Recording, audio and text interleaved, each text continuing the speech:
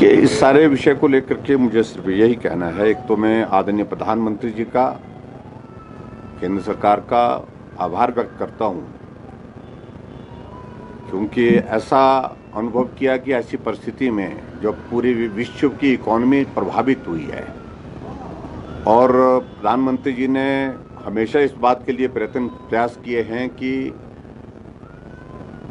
विकास भी ना रुके और उसके साथ साथ हम आम आदमी का जीवन कैसे सरल कर सकते हैं, उनको कठिनाई ना हो, परेशानी ना हो, उस दृष्टि से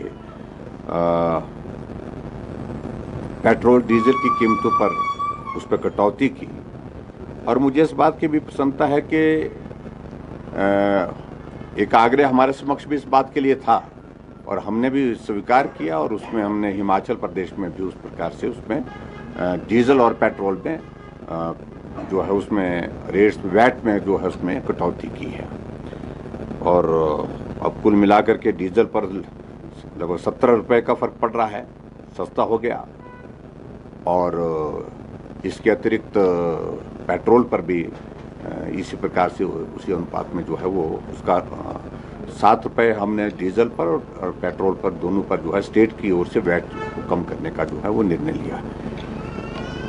जहां तक कांग्रेस पार्टी की बात है, मुझे सिर्फ इसमें यही कहना है कि कांग्रेस वाले जो शोर डाल रहे थे अभी तक,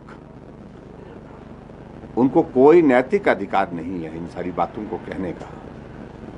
उनकी सरकार है जिन प्रदेशों में है, चाहे पंजाब है, चाहे राजस्थान है, जहां भी छत्तीसगढ़ है, 2-3 प्रदेशों में ही उनकी सरकार है, वो भी कम करें। राष्ट्रीय स्तर पर उस मुद्दे को उठाने की कोशिश की उनने कि इसके कारण महंगाई बढ़ रही है, लेकिन उसके बावजूद वो अपने राज्यों में वो ये जिस तरह से भारतीय जनता पार्टी और एनडीए शासित राज्यों में कदम उठाया इसको डीजल और पेट्रोल की कीमतों को कम करने के लिए, वो भी उठाएं।